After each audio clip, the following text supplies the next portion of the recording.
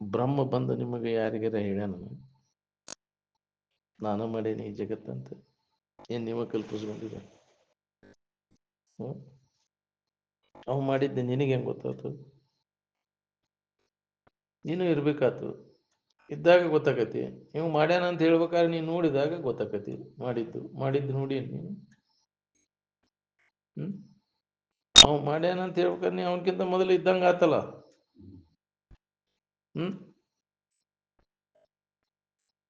ಹೌದಿಲ್ಲ? ಅವನಕ್ಕಿಂತ ಮೊದಲು ಇದ್ದಾಗ ಅವ ಮಾಡಿದ್ದು ನಿನ್ಗೆ ಗೊತ್ತಾಕತಿ. ನೀ ಇಲ್ದಾಗ ಮಾಡಿದ್ದ ನಿನ್ಗೆ ಹೆಂಗ್ ಗೊತ್ತಾಕತಿ ಅವ ಮಾಡಿದ್ದು? ನೀ ಇದ್ದೇನೋ ಇಲ್ಲ ಅವಾಗ ಅವ ಮಾಡುವಾಗ.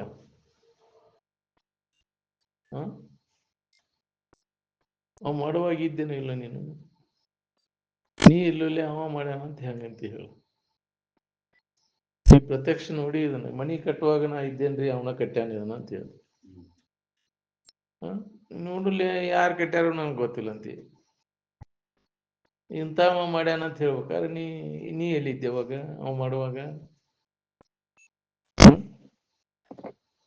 ಇದ್ದಾಗ ಗೊತ್ತಾಗತ್ತಿಲ್ಲ ಅವ್ ಮಾಡಿದ್ದೆ ನಿನಗ. ಮತ್ ನೀ ಇರ್ಲಿಲ್ಲ ಅಂದ್ರೆ ಅವ್ ಮಾಡಿದ್ದೆ ನಿನಗೆ ಗೊತ್ತಾತ ಹೇಳು? ಯಾಕೆ ತಲೆ ಕೆಡಿಸ್ಕೋತಿರಪ್ಪ ಇದು ಕನಸಿನ ಬಗ್ಗೆ? ಕನಸು ಯಾರು ಮಾಡಿದ್ರಂದ್ರೆ ಎಚ್ಚರಿಕೆ ಯಾರು ಮಾಡಿದ್ರು ಅದನ್ನ?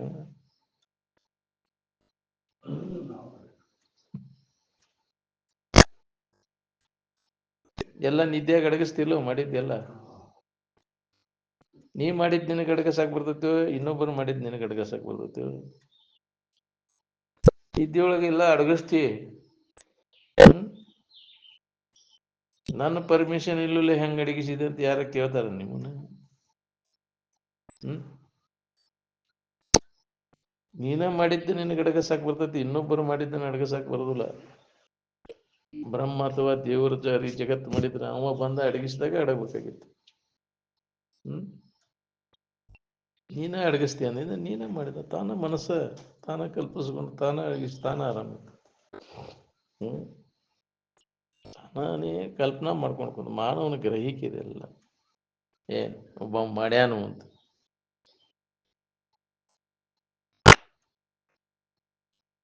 ಯಾಕೆ ತಲೆ ಕೆಡ್ಸ್ಕೋತೀರಪ್ಪ? ಸುಮ್ಮನೆ ನಿದ್ದೆ ಮಾಡೋದು ಬಿಟ್ಟು ಕನಸಿನ ಬಗ್ಗೆ ಯಾಕೆ ತಲೆ ಕೆಡ್ಸ್ಕೋತೀರಿ? ಕನಸಿನ ಕಾಂಡ ಕನಸಿನ ಕೂಡ ಅದು. ಕರ್ಮಕಾಂಡ ಎಲ್ಲ ಕನಸಿನಿಂದ ಅದು. ನಿನ್ನ ಅರಿವಿನಲ್ಲಿ ಅದಿಲ್ಲ, ಎಚ್ಚರಿಕೆಯೊಳಗೆ ಅದಿಲ್ಲ, ಅಜ್ಞಾನದೊಳಗೂ ಇಲ್ಲ, ಸುಜ್ಞಾನದೊಳಗೂ ಇಲ್ಲ. ಅದು ಎಲ್ಲ ಅರಿವಿನ ಒಳಗ ನಿನ್ನ ಕರ್ಮಕಾಂಡ. ಕರ್ಮಕಾಂಡದಿಂದ ಇವ್ಗೆ ಏನೋ ಫಲ ಸಿಗ್ತೈತೆ ಅಂತ. ಎಷ್ಟು ಸಿಕ್ಕೈತಿವಪ್ಪ ನಿನಗೆ? ಯಾಕೆ ಹೇಳ್ಕೊತ ಕುಂದಿರ್ತೀವಿ? ಜನರಿಗೆ ಯಾಕೆ ಮೋಸ ಮಾಡ್ತೀವಿ? ಹೊಟ್ಟಿ ತುಂಬ್ಕೊಂತ ಅಡ್ಡಾಡೋರ್ ಕೆಲಸ ಅದು. ಕನಸಿನೊಳಗಿನ ದೇವತೆಗಳ ಆರಾಧನೆ ಮಾಡಿದ್ರೆ ಅವು ಏನು ಕೊಡ್ತಾವ ನಿನಗೆ? ನಿಮಗೆ ಜರ್ ಏನಾರ ಅವು ಕೊಟ್ಟಿದ್ರೆ ಇಷ್ಟೇ ಯಾಕೆ ಸಂಕಟ ಪಡ್ತಿದ್ರಿ ಹಂಗಾರ?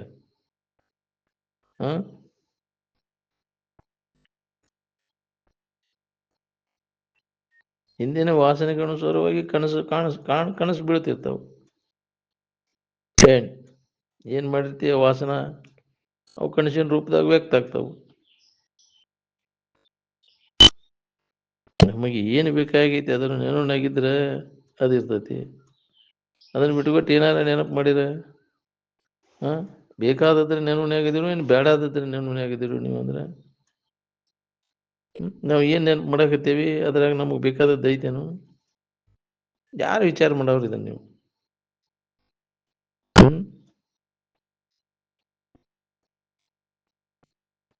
ನಿದ್ದೆ ಬಂದ ಹೊತ್ನ್ಯಾಗ ಏನಾರ ಅನ್ಯದ ನೆನಪು ಮಾಡಕ್ ಹೋದ್ರೆ ಅಂದ್ರೆ ನಿದ್ದೆ ಸುಧಾ ಹಾರಿ ಹೋಗ್ತೈತಿ.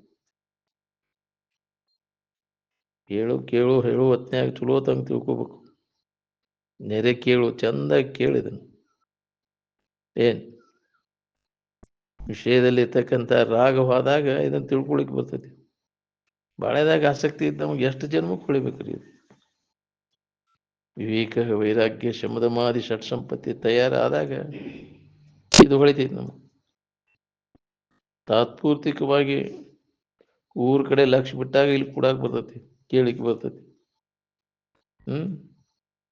ಇಲ್ಲಿ ಬಿಟ್ಟಾಗ ಬರ್ತೈತಿಲ್ಲೋ ಅದು, ಅತ್ತಾಗಿನ ಆಸಕ್ತಿ ಎಲ್ಲ ಕೈ ಬಿಟ್ಟಾಗ ಇಲ್ಲಿ ಕುಂತ ಕೇಳಾಕ್ ಬರ್ತೈತಿ ನಿನಗೆ.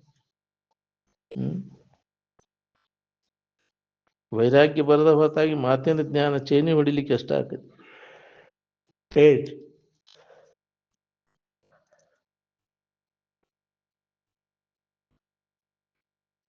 ಬ್ರಹ್ಮವನ್ನು ಯಾವ ತಿಳ್ಕೊಂತಾನ ಅವ ಪರಮ ಪುರುಷಾರ್ಥವನ್ನು ಪಡೆದಂಗ. ಅದಕ್ಕಾಗಿ ಪ್ರಯತ್ನ ಮಾಡಬೇಕಾಗಿ, ಪುರುಷಾರ್ಥ ಸಿದ್ಧಿಗಾಗಿ ನಾವು ಪ್ರಯತ್ನ ಮಾಡಬೇಕು. ರಾಗದ್ವೇಷಗಳನ್ನು ಕಳ್ಕೊಂಡಾಗ ಇದು ಅನುಭವಕ್ಕೆ ಬರ್ತೈತಿ ನಮ್ಗೆ. ಏನ್ ಯಾವ ರಾಗದ್ವೇಷಗಳನ್ನು ಕಳ್ಕೊಂಡಿರ್ತಾನ ಅವಾಗ ಜ್ಞಾನಿ ಅಂತಾರ. ಅವನಲ್ಲಿ ಯಾವ್ದ್ರ ಬಗ್ಗೆನೂ ರಾಗಿಲ್ಲ, ಯಾವ್ದ್ರ ಬಗ್ಗೆನೂ ದ್ವೇಷ ಇಲ್ಲ. ಏನ್ ರಾಗದ್ವೇಷವು ವಿಮುಕ್ತೈಸ್ತು ವಿಷಯಾನ್ ಇಂದ್ರಿಯಶ್ಚರನ್ ಆತ್ಮವಿಷಯರ್ವಿಧೇಯಾತ್ಮ ಪ್ರಸಾದ ಮದಿಗಚ್ಚತಿ ಅಂತ. ಈ ಪ್ರಸಾದ ನಾವು ತಗೊಳಕ್ ತಯಾರಿಲ್ಲ. ರಾಗದ್ವೇಷಾದಿಗಳನ್ನು ಇಟ್ಕೊಂಡು ಬರೇ ವಿಷಯಗಳ ಕಡೆಗಿನ ಲಕ್ಷ್ಯ ನಮ್ದು. ವಿಷಯಗಳ ನೆನಪಿನಿಂದ ರಾಗದ್ವೇಷಾದಿಗಳು ಉಂಟಾಗ್ಯವಲ್ಲ. ವಿಷಯ ಚಿಂತನಾ ಬಿಟ್ಟರೆ ರಾಗದ್ವೇಷಾದಿಗಳು ಎಲ್ಲಿದಾವೆ? ನಿಧಿ ದಶೆಯಿಂದ ರಾಗದ್ವೇಷ ಯಾರ ಮಾಡ್ತೇವೆ? ಬಾಳೆ ದಶೆಯಿಂದ ಹೌದಿಲ್ಲ, ವಿಷಯ ದಶೆಯಿಂದ ರಾಗದ್ವೇಷ. ಒಬ್ಬರಿಗೊಬ್ಬರು ಹೊಡೆದಾಡೋದು, ದ್ವೇಷ ಅಸೂಯೆ ಹೊಟ್ಟೆ ಕಿಚ್ಚು, ವಿಷಯದ ಆಶಯ ಸಂಬಂಧ ಮಾಡೋದು. ನೀವು ಯಾವುದು ವಿಷಯದ ಆಶಯ ಇರಲಿಲ್ಲ ಅಂದ್ರೆ ಯಾರ ಬಗ್ಗೆ ದ್ವೇಷ ಮಾಡಬೇಕು? ಆರೊಡನೆ ವೈರತ್ವ, ಯಾರೊಡನೆ ಹೊಟ್ಟೆ ಕಿಚ್ಚು ಮಾಡೋದು? ಆ ಭಾವ ಬರುದಿಲ್ಲ.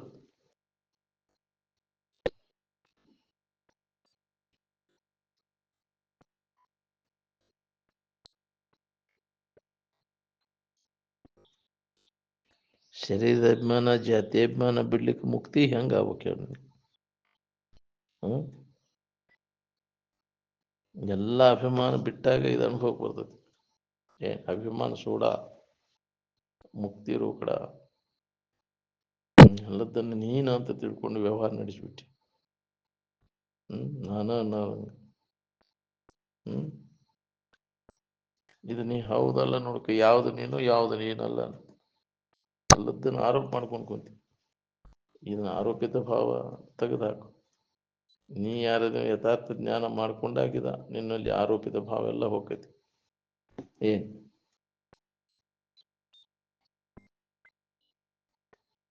ಆರಾಮ್ ನಿನ್ನಲ್ಲಿ ಕಂಡಿವ? ಯಾವ್ದಾರ ಕಟ್ಟಿಗೆಯಾಗ ಕಲ್ಲಾಗ ಕಂಡಿವ? ಎರಡು ಪದಾರ್ಥ, ಒಂದು ನಿತ್ಯದ ಒಂದು ಅನಿತ್ಯದ, ಒಂದು ತೋರಿಕೆ ಒಂದು ಇರುವಿಕೆ, ಒಂದು ಸಮಾಧಿ ಒಂದು ಅಸಮಾಧಿ. ಶಬ್ದ ಬೇರೆ ಆದ ಕೂಡಲೇ ನಮ್ಮದು ಬೇರೆ ನಿಮ್ಮದು ಬೇರೆ ಅಂತ ಹೊಡೆದಾಡ್ತೀರಿ.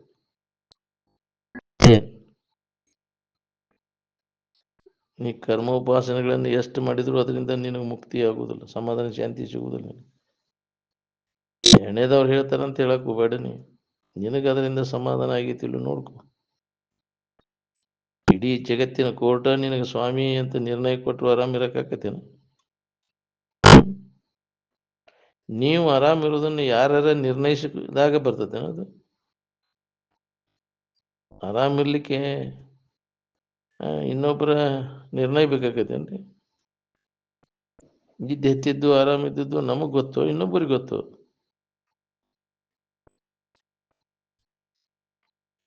ವರ್ಣಾಶ್ರಮ ಸಂಕೇತ ಹಿಡ್ಕೊಂಡು ಕೂತ್ರೆ ಸಂಕಟ ಬಿಡ್ತತೇನ?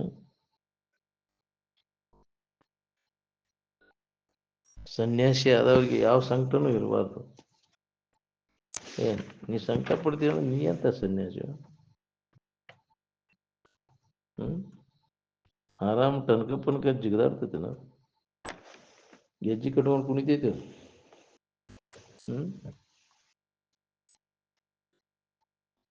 ಕಲ್ಪನಾರಹಿತ ಆಗಿರ್ಲಿಕ್ಕೆ ನಿರಂತರ ಪ್ರಯತ್ನ ಮಾಡೋರು ಯಾರದಿಲ್ಲ ನಾವು? ಎಲ್ಲರೂ ಕಲ್ಪನಾದ ಬೆನ್ನು ಹತ್ತಿ ತಿರ್ಗಾರೋದೇ. ಎಲ್ಲಾ ಕಲ್ಪನೆಗಳ ಭಾವನೆಗಳ ಲಯ ಆಗೋದಕ್ಕನ ಪೂಜೆ ಅಂತ. ಭಾವ ಲಯ ಆಗ್ಬೇಕಾದ್ರೆ ಹೊರಗಿನ ಸಾಮಾನದ ಆಸಕ್ತಿ ಕೈ ಬಿಡ್ಬೇಕು. ಎದಕ್ ಬೇಕಾಗ್ಯವ್ರಿ ಇವು? ಭಾವ ಲಯ ಆಗ್ಬೇಕಾದ್ರೆ ಹೊರಗಿನ ಆಸಕ್ತಿ ಬಿಟ್ಟಾಗ ಬರ್ತದೆ.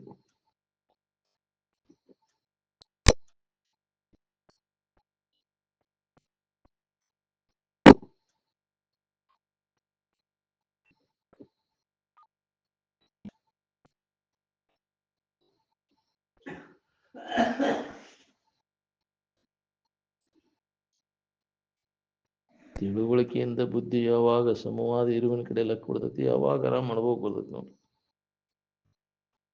ನಿದ್ರೆ ಒಳಗ ತಾತ್ಪೂರ್ತಿಕ ಆನಂದ ಅನುಭವ ಬರ್ತದೆ. ಬುದ್ಧಿಯಲ್ಲಿ ಎಷ್ಟೊತ್ತು ಅಡಗಿರ್ತೈತಿ ಅಷ್ಟು ಅನುಭವ ಬರ್ತದೆ. ನಾಶ ಆಗಿರೋದಲ್ಲಿ ವಾಸನ. ಅಜ್ಞಾನದಿಂದ ಉಂಟಾದಂಥ ವಾಸನೆಗಳು ಅಜ್ಞಾನದ ಕಾರ್ಯದಿಂದ ಹೋಗುವುದೂ ಇಲ್ಲ. ದೇಹ ನಾನು ಎಂಬುದು ಹಿಡ್ಕೊಂಡು ಕೂತ್ರೆ ದೇಹ ವಾಸನ ತಯಾರಾಗ್ತಾವ.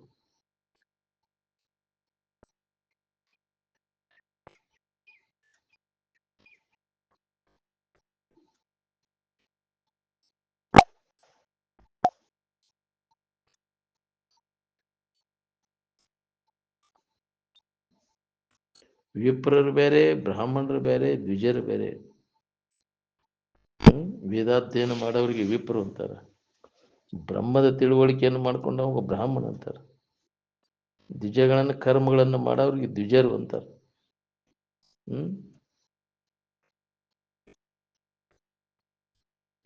ದ್ವಿಜ ಅಂದ್ರೆ ಮತ್ತೆ ಜನ್ಮ ತಾಳವ ಹುಟ್ಟವ ಅಂತ.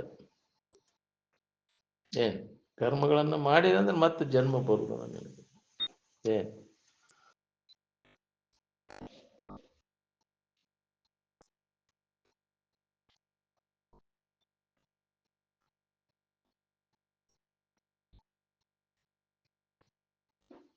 ಕರ್ಮದಿಂದ ಮುಕ್ತಿ ಆಕೈತಿ ಅಂತ ಸಾಮಾನ್ಯ ಜನರಿಗೆ ಅದು ಹೊಳಿದೇನ ಇಲ್ಲ. ಅದನ್ನ ತಿಳ್ಕೊಂಡ್ಬಿಟ್ಟಾರೆ. ಕರ್ಮ ಮಾಡುವ ಏನ್ ಮಾಡಿದ್ರು ನಿನಗೆ ಸಮಾಧಾನ ಇಲ್ಲ. ಇವ್ರ ಅರೆಮರುಳರು ಅರುಚರು ಅಂತವ್ರು. ಏನು ಕರ್ಮ ಮಾಡಿದ್ರೆ ಸುಖ ಸಿಗ್ತೈತೆ ಅಂತ ತಿಳ್ಕೊಂಡವ್ರು ಅರುಚರು. ಯಾವ ಕರ್ಮದಿಂದನೂ ನಿನಗೆ ದುಃಖದಿಂದ ಬಿಡುಗಡೆ ಆಗುವುದು ಜ್ಞಾನದಿಂದನೇ ಅದು ಸಾಧ್ಯ. ಏನ್ ಬೆಂಕಿಯಾಗಿ ತುಪ್ಪ ಹಾಕಿದರೂ ಹೋಗತ್ತೆ ನೀನು ಮಾಡಿದ ಪಾಪ.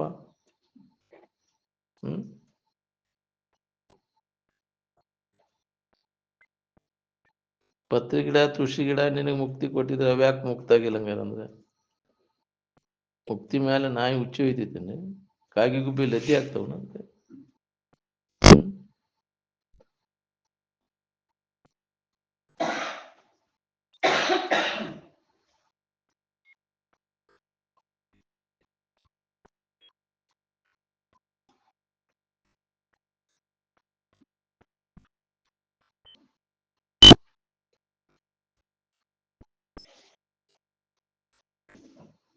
ಆರಾಮನ್ನ ತಯಾರು ಮಾಡಿ ಅದನ್ನ ಹೊಂತಿರೋ ಏನ್ ಇದಕ್ಕಿದ್ದಂಗೆ ಅನುಭವ ಮಾಡ್ತಿರೋ? ಏನಾರ ಮಾಡಿ ಅದನ್ನು ತಯಾರು ಮಾಡಿ ಹೊಂದೋದೈತೇನ ಆರಾಮ? ಅಲ್ಲದು ಅದು ಉತ್ಪಾದ್ಯನೂ ಅಲ್ಲ, ಸಂಸ್ಕಾರನೂ ಅಲ್ಲ, ಪರಿಣಾಮನೂ ಅಲ್ಲ, ಪ್ರಾಪ್ಯನೂ ಅಲ್ಲ ಅಂತ. ಈ ನಾಲ್ಕು ನಮೂನಿ ಕಾರ್ಯದಿಂದ ತಯಾರಾಗ ಮಾಡುವಂಥ ವಸ್ತುನೂ ಅಲ್ಲ ಅದು. ಅದು ಇದ್ದ ರೆಡಿ ಇದ್ದದ್ದು ಸಿದ್ಧವಾಗಿದ್ದು ವಸ್ತು ಅದು. ಅದು ಹೆಂಗೈತಿ ಹಂಗೆ ಅನುಭವ ತೊಗೊಂಡು ಉಳ್ಕೊಳ್ಳೋದಷ್ಟೇ ಕೆಲಸ. ಆ ತಿಳುವಳಿಕೆ ಇಲ್ಲದಕ್ಕೆ ನಾವು ಏನು ಏನಾರ ಮಾಡ್ಕೊತ ಕುಂದಿರ್ತೀವಿ. ವ್ಯರ್ಥ ಹೌದಿಲ್ಲ. ಅದಕ್ಕೆ ಯಥಾರ್ಥ ಜ್ಞಾನ ಮಾಡ್ಕೊರಿ. ಅದನ್ನ ಬಿಟ್ಕೊಟ್ಟು ಏನಾರ ಮಾಡ್ಕೊತ ಕೂತ್ರಿ ಏನು ಇಲ್ಲಿ ತನಕ ಮಾಡಿರಲ್ಲ ಏನಾಗೈತೆ ನೋಡ್ಕೊರಿ. ಮಾಡೇ ಮಾಡ್ತೇವೆ. ಏನು ಮಾಡಿದ್ರೆ ನಿನಗೆ ಸಮಾಧಾನ ಸಿಗ್ತೈತೆ ಹೇಳಿ? ಏನು ಮಾಡ್ಬೇಕು ಅನ್ನೋದೆಲ್ಲ ಮಾಡಿರಿಪ್ಪ. ಉಳಿಲಿಲ್ಲ, ಏನು ಮಾಡೋದು ಉಳಿಲಿಲ್ಲ ಈ ಜಗತ್ತಿನಾಗ. ಆದ್ರೆ ಅದ್ರ ಪರಿಣಾಮ ಏನಾತಂದ್ರೆ ಧನೂ ಆತಿಲ್ಲ, ದುಃಖನ ಆತಿ. ಮತ್ತು ಇನ್ನೂ ಅದನ್ನ ಮಾಡ್ಬೇಕಂತೀಯ? ಮಾಡ್ತೇನೆ ಅಂದ್ರೆ ಮಾಡು, ಯಾರು ಬೇಡ ಅಂತಾರೆ? ಮಾಡಪ್ಪ, ಯಾರು ಬೇಡ ಅಂತಾರೆ ನಿನಗೆ? ನಾವು ಅದನ್ನ ಮಾಡ್ತೇವೆ ಮಾಡು. ನೀನು ಹೊಳಿಲಿ ನಿನಗೆ ತಾಗದೆ ಬಾಗದು, ಬಿಸಿಯಾಗದೆ ಬೆಣ್ಣೆ ಕರಗದು ಅಂತಾರೆ. ಹಾಗೆ ನಿನಗೆ ಬಡಿಬೇಕಾದ ಅಂದಾಗ ಏನಪ್ಪ ಏನು ಮಾಡಿ ಇಷ್ಟು ಮಾಡಿದ್ರು ಏನು ಲಾಭ ಇಲ್ಲ ಅಂತ ಹೊಳದಾಗ ಅದನ್ನು ಬಿಡ್ತೀನಿ. ಇನ್ನೊಬ್ರು ಹೇಳಿದ್ರೆ ಕೇಳಿದ್ರೆ ಮಾಡ್ಬೇಕನ್ನೋ ಹೋಗಿರ್ತೈತೆ ಅಲ್ಲ. ಕೇಳ್ತೀಯ ನೀ? ಅವ್ರು ಹೇಳಿರಂದ್ರೆ ಇನ್ನೊಬ್ರು ಹೇಳಿಕೆ ಕೇಳಿಕೆ ಮ್ಯಾಗ ಬಿಡೋದಲ್ಲ. ನೀ ತಿಳಿದ ಕೈ ಬಿಡ್ಬೇಕು ಇದನ್ನ. ಸ್ವತಃ ವಿಚಾರ ಮಾಡಿ ಅಂದ್ರೆ ಅದ ಕಾಯಂ ಇರ್ತೈತಿ. ಇನ್ನೊಬ್ರು ಹೇಳ್ಯಾರ ಅಂತ ಬಿಡುದಲ್ಲ. ನೀ ಅದ ಎಷ್ಟ್ರ ಮಟ್ಟಿಗೆ ಅದ ಸತ್ಯದ ವಿಚಾರ ಮಾಡ್ಬೇಕಿಲ್ಲ. ನಿನ್ನ ಅನುಭವಕ್ಕೆ ಬಂದ್ರೆ ನಂಬ ಅಂತಿದ್ರ ಜನ. ನಾ ಹೇಳ್ದಾನಂತ ನಂಬರ ಅಂತ.